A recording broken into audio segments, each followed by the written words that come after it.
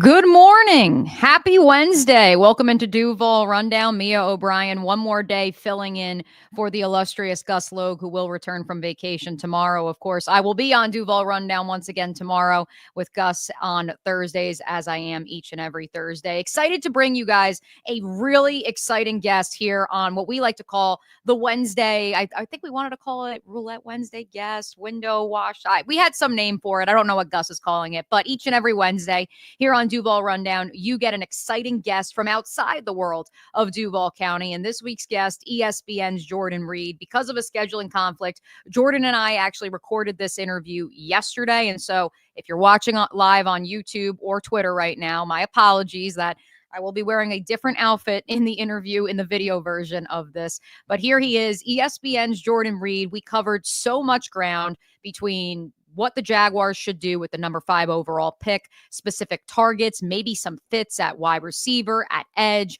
offensive line versus corner with that second, third round pick. We dive into all of it. What I'm thinking we're going to do, folks, we will be live, of course, with this interview here momentarily that has been previously recorded. But then what we're going to do is that I will come back afterwards. And so if you guys do want to leave questions, comments, your thoughts, I'll answer those for about 5 minutes after this interview with Jordan Reid. But here he is, ESPN's Jordan Reid. To be joined by ESPN's Jordan Reid. Jordan, thanks so much for hopping on Duval Rundown. Excited to dive into all the storylines when it comes to the NFL draft, especially here in Duval County. Absolutely. Thanks for having me. Let's start with this. The buzz, of course, with the 5th overall pick, I think nationally, but also certainly here in Jacksonville. Let's dive right into it. Mason Graham. Are we overthinking this, or is he destined to be the number 5 overall pick to the Jacksonville Jaguars in this year's NFL draft? Well, I think it's always going to be one of the more popular prospect and then also team pairings just because it makes so much sense, right? They have what I think is a really talented defensive line already, but they don't have that wrecking ball in the middle. Opposite of Eric Armstead, of course, Josh Hines-Allen, who's very talented. We just saw Trayvon Walker get his 5th-year option already exercised. But the one thing that they're missing is that big key centerpiece. And I think Mason Graham can be that. For me, he's one of the blue chip prospects along with Travis Hunter and Abdul Carter. So just depending on who you're talking to, they're probably overthinking him, but I'm going to stick to the tape and trust what I see with him. And I think that that's the message that James Gladstone has been echoing in his couple of months now as the general manager of the Jacksonville Jaguars. Turn on the tape with Graham, and that's where I ask about the overthinking it. There's been this notion of the short arms. Is he actually a game changer? Who is your comp for him, and why is he destined to be potentially a pillar here in Jacksonville?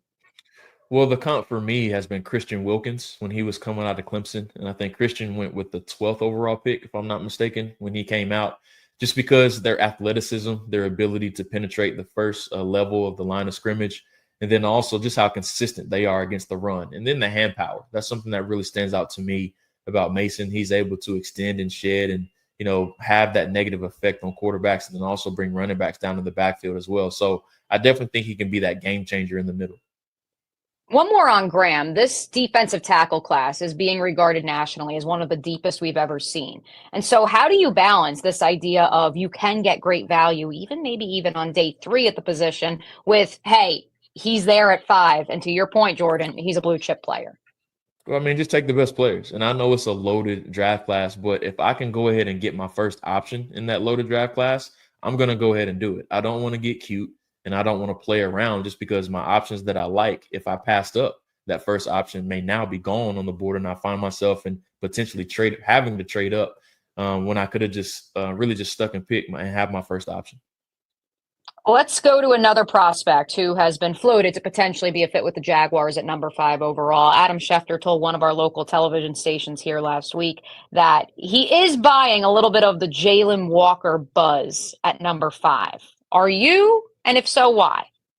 Yeah, I think he's a top 10 player in this year's class, and he's one of the more polarizing players in this year's class just because he's a little bit undersized. But one thing we all can agree on is that he has a huge effect on quarterbacks. That's something that he was able to consistently do.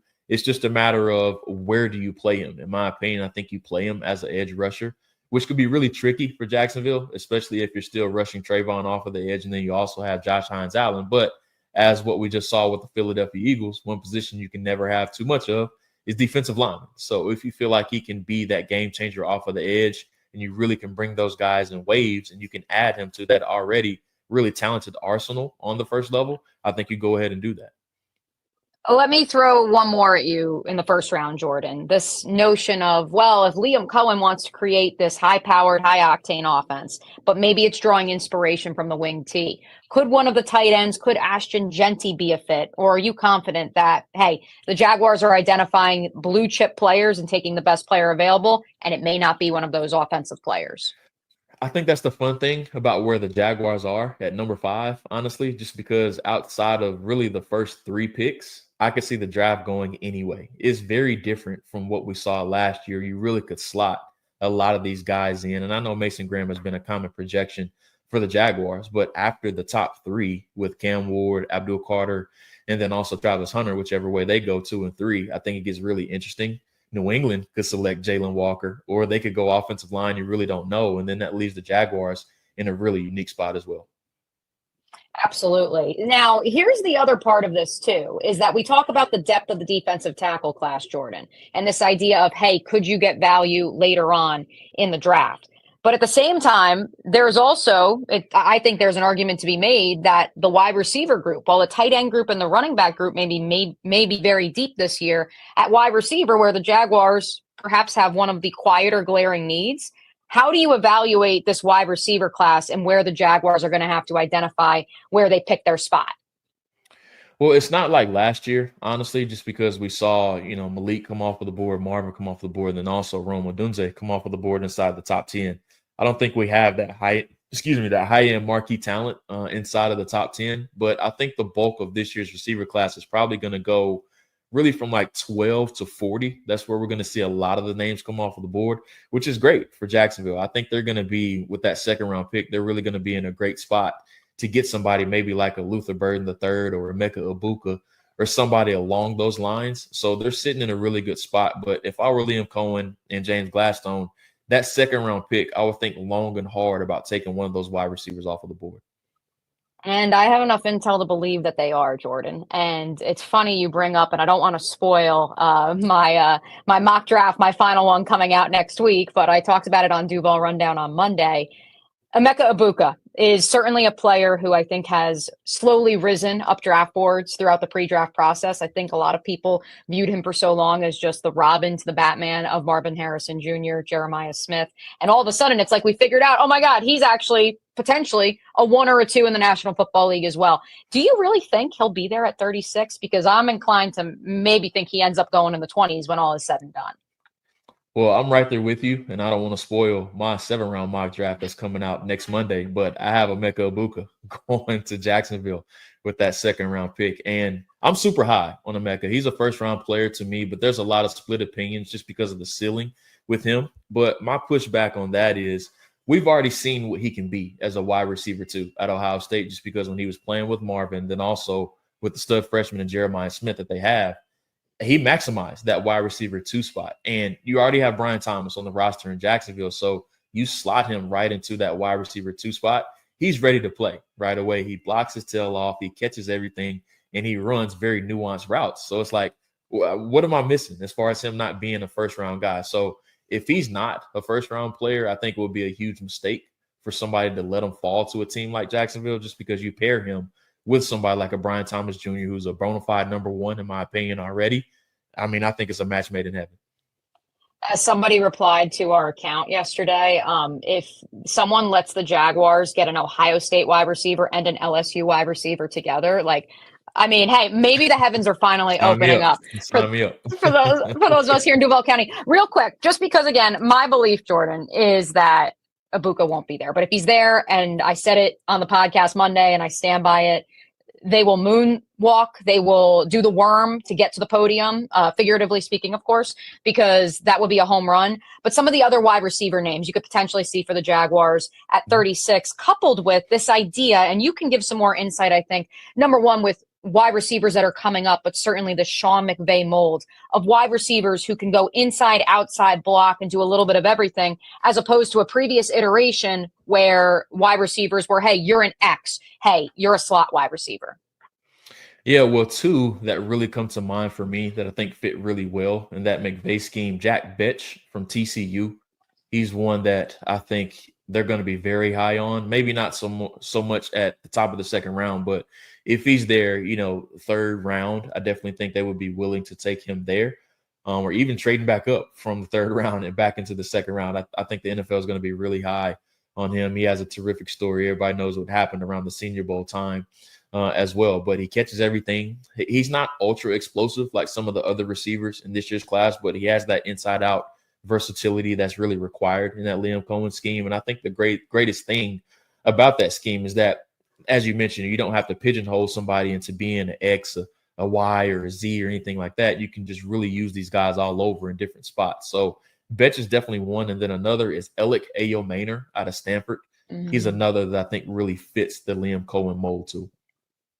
Interesting. Expand a little bit on Ayo-Maynor because he's not been a name that's been really floated here in Jacksonville.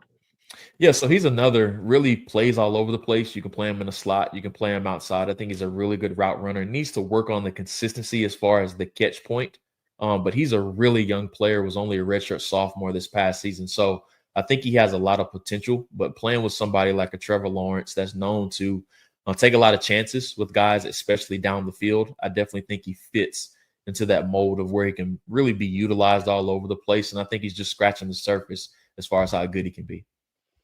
Jordan, I'm not going to lie. When I woke up this morning, knew we'd be recording this podcast, I said, okay, we are going to go defensive tackle, the Mason Graham conversation, wide receiver at 36, and then probably have a conversation about either edge or offensive line. But I'm going to be honest with you.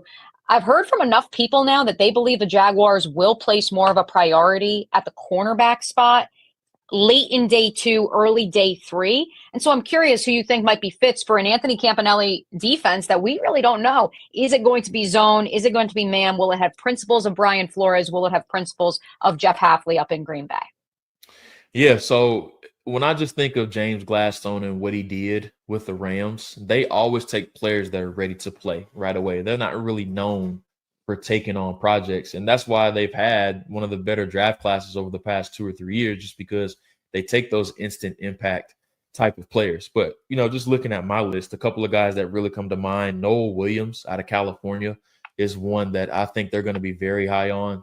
He had 7 interceptions last year, which was one of the tops in the country. He can play that off man. He can play press man. He can play zone. So even though we don't know what the scheme is going to be, I think Noah Williams definitely slots in perfectly as far as, just being very scheme versatile. But another name I'll give you that a lot of people really aren't talking about right now that I think is going to go much higher than what a lot of people are expecting.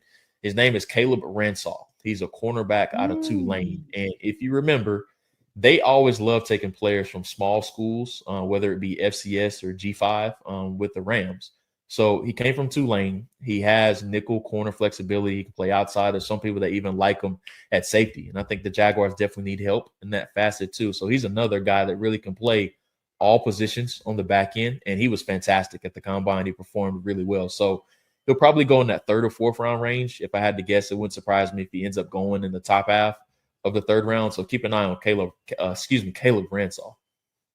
Love that. Great pull. Let's hit those other 2 spots quick before we let you go, Jordan. Edge, offensive line. Again, if the plan is indeed what you're anticipating, what I'm anticipating, Mason Graham at 5, wide receiver at 36, certainly trying to find value at the edge position and offensive line later on in the draft. I believe with what Tony Boselli has continued to say about building the trenches, building this thing from the inside out, that the Jaguars will come away from day 2 with an offensive lineman. What say you? Yeah, I mean, I don't think you complain about that at all. You continue to build those trenches, specifically the offensive line, even though I think their front 5 is really set right now, especially after bringing over Patrick McCarry from Baltimore. Now you're looking for more so some depth pieces, which is great in this year's offensive line class. And similar to what we talked about with receiver, there really isn't that marquee name, in my opinion. There's no Joe Alt or anybody like that in this year's class. So now you're looking for guys that really have the versatility along the interior, but even if they have that guard tackle flexibility too, those are guys that always you want to add to your roster, just because of we've seen in Jacksonville, there's always injuries and inconsistencies that happen. So you want to have those guys that have that flexibility. So in this week's Mia's Mock Draft Monday, brought to you by One Night Taco Stand, I had Jonas Savanaia Obviously, I think we can agree he's probably a second-round pick. That's where the Jaguars would either have to trade back in, hope he falls. I don't see him getting to the third round. I don't want to spoil next week's, but the one name that I have kind of earmarked for that 88th pick, and I'm curious your take on him because I know the ESPN draft simulator is a little bit lower on him than maybe some other folks. Wyatt Milam out of West Virginia is a name that I've looked at, exactly to your point, Jordan, of that guard tackle versatility, that mean, nasty, that people love to throw out there, but knowing the wrestling background as well, I think it comes through on tape. I'm gonna have to talk to our web developers to get him a little bit higher because They've got him all the way down there, dude, like 5th, 6th round projected in the simulator. I'm gonna have to make some calls now that I know that. But I think he's probably gonna end up going in the third round. I think that's the sweet spot for him. There's some people that have him as a guard. There's some people that like him more so at tackle. But the great thing about that is we were able to see him do both throughout his career, and then also at the Senior Bowl. I thought he had some good exposure onto both of those spots as well. But once again, you want to take those guys that have that guard or tackle flexibility, and he definitely is one in this year's class. How about the edge spot? 3rd round, 4th round, maybe who could be a fit, especially knowing this is a Jaguars edge room that beyond Josh Hines-Allen and Trayvon Walker, the leading sack getter, and this is the entire defense, not just the edge room, Jordan, each of the last 2 years had 3.5 sacks on the season. Need a little bit of production in that room. Yeah, a little bit more, I would say. Braden Swinson out of LSU is one that I think a lot of teams are going to be high on, including the Jaguars, just because he's another player that's ready to come in and contribute right away. Very long, 6'5", 260 pounds, I should say, was really productive during his final season at LSU. He was another one of those transfer portal guys that really took advantage of one of his few seasons at LSU. And then also Princely Umanmielen out of Ole Miss. He's another that I think really fits what they want to do. He's another that can come in and contribute right away too as a pass rusher. Bring him back to Northeast Florida. I don't know how Gator fans would feel about that after he left for Ole Miss. Let's wrap with this, Jordan. This notion of how the Rams have approached the scouting process comparatively to the other 31 teams. I've had people asking me, both in the media, friends just around town here in Jacksonville, they've been asking me all week long, why are they not doing top 30 visits? Doesn't that concern you a little bit to not have someone in your building? To which the pushback, and for me, part of it is being friends with Jordan Rodriguez of The Athletic out in LA and reading her great piece, Finding Rams. The Rams believe philosophically they'd rather meet you where you are and see how you interact with your current environment, as opposed to bringing you into a simulation where you basically can prepare for weeks on end and you're brought into this sterile environment and maybe we don't see the full picture. But for you, looking at this through the Rams lens, because that's the one natural connection with James Gladstone, but also knowing this is his first crack at it and it's with a scouting staff that he did not hire, how can we assess big picture the Jaguars scouting process here heading into the 2025 draft? Well, I think the fun part for you guys, especially covering it, the draft strategy is going to be a complete 180 from what you saw with Trent Baalke. Baalke was known as taking on projects and hoping that you could get something out of those guys maybe 2 or 3 years. He had more of a long-term view. But with the Rams, they take guys historically under James Gladstone, they take guys that are ready to play right away. And then also the Rams are really unconventional with their scouting process. They never send anybody to the Senior Bowl. They don't go to the combine relatively either. They don't send a huge representation anyway. But with them, it's very unconventional just because it's kind of, I don't want to say Gen Z, but it's more of new age, of where they use a lot of technology and they trust their scouting process as far as, like you said, meeting guys where they are, as opposed to more of a traditional roll your sleeves up and, doing the dirty work of the scouting process and what a lot of scouts have done traditionally, with the combine, meeting with guys at the combine, meeting with them 30 visits. They do things really their own way.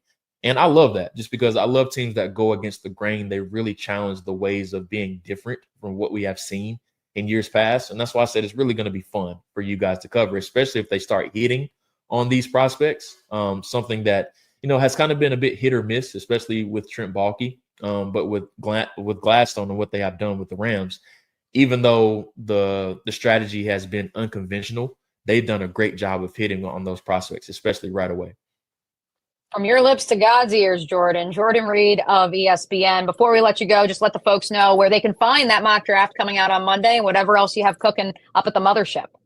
Yeah, so you can find my work as well as my colleagues, Phil Yates, Mel Kiper Jr., and Matt Miller on ESPN Plus. We're releasing things every single day mini mock drafts. We're releasing scouting notebooks and then our final prospect rankings as well.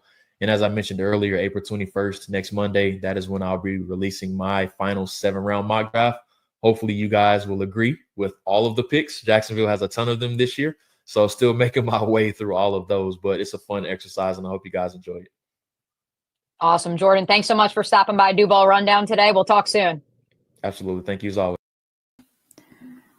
All righty, gang. So hope everybody enjoyed that interview with Jordan Reid. Again, we taped that yesterday due to a scheduling conflict. I did put in the chat that if you have any questions, more than happy to answer them. We've got about 5 minutes left on today's program. Again, Gus Logue will be back tomorrow, but we appreciate everybody tuning in live. Over 450 of you live on X and YouTube right now. And I certainly see the discourse in the YouTube chat right now. Myron has entered the chat and Myron is making the case for trading up to Travis Hunter. Ultimately, and I actually, just did a call with South Florida and I said to them, look, I believe that Travis Hunter is spoken for. I do not believe that the Cleveland Browns will come off of that number 2 overall pick. And look, even if they do, if you're the New York Giants, regardless of if you believe that in your heart of hearts, they will go with Abdul Carter like I do, as opposed to going to a quarterback at 3, ultimately, I just don't see a world in which those 2 players fall to the Jacksonville Jaguars. Now, to Myron's point of you go up and you get that blue chip player, you just heard Jordan say it. There are enough scouts around the league who believe Mason Graham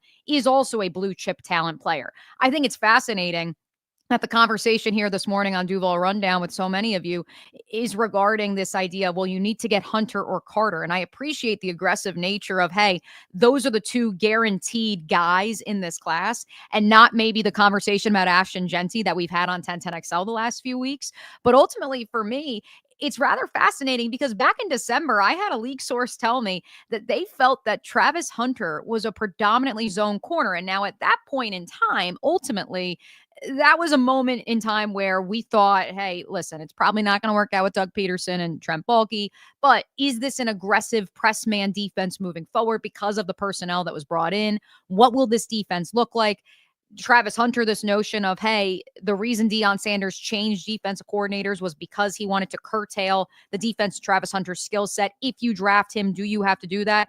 Or are you going to play him at wide receiver anyways? Does he actually grade out as a Garrett Wilson type, as so many have comped him to? And so I think it's pretty interesting that you guys are really on the Travis Hunter train here this morning. A couple more in the YouTube chat from social. Hey, Mia, do you foresee movement via trade by James Gladstone? He was very open with our friend Jordan Rodriguez and Greg Rosenthal on NFL Daily Social at the NFL Combine. He verbatim said, look, we're always in the business of acquiring more throws at the proverbial dartboard. We have 20 picks, the most of any team the next 2 years in the NFL draft, and we would love more. And I believe that is still the sentiment. Ultimately, in terms of getting aggressive and moving up, I think the biggest takeaway I had from yesterday's pre-draft availability, and it confirmed what I actually told you guys about the last 2 days here on Duval Rundown, so yay me. I believe the Jaguars are going to be aggressive with that 36th overall pick because I believe that they know that that is the sweet spot for a wide receiver to complement Brian Thomas Jr. And so that is where I look at where they are positioned. And depending on where the board falls, the biggest pivot point for me of this entire draft when it comes to the Jaguars' 2nd round pick is, will the Tampa Bay Buccaneers go defensive line or Tet McMillan at 19th overall? Because if they go Tet and the run on wide receiver starts, and by the way, not even the Bucs, how about if the Cowboys end up selecting Matthew Golden, who they've been rumored to be interested in, with that 12th overall pick? I think they're going to go running back, but that's a story for another time. All of a sudden, that run on wide receivers could start early in the 20s. And now if you're the Jaguars, yes, the hope is that Jack Betch or Jaden Higgins is there. But if you're interested in an Emeka Abuga, if you're interested in one of these Luther Burdens of the world, those fringe 1st, 2nd round guys, they may not be there. And that's where you may see the Jaguars get aggressive. But I do think social, big picture, he would love more throws at the proverbial dartboard. Del, I do want to apologize to you. I know you submitted a question on X yesterday. Unfortunately, our time with Jordan was a little bit short. He got to me a little bit late because the previous radio outlet had him on for 35 minutes. And so I don't even know who it is, so I won't even say who it is. But I wanted to get Jordan quickly in and out. And of course, I had Helmets and Heels to host. And so unfortunately, we didn't get to your question, Del, but it was a great one. Wanted to know a little bit more about Derek Stingley versus Travis Hunter, and Will Johnson, the Michigan corner, and the cornerback style, and this idea of, does the testing actually dictate what the ceiling of the player is. As far as any other questions, some great notes about the running back value. I agree. I think you're going to find some value on day 3 of the NFL draft, and I think the Jaguars are going to take advantage of it. So appreciate all you guys hopping on here on this lovely Wednesday. Gus and I will be back tomorrow, 9:04 a.m. We will catch you then.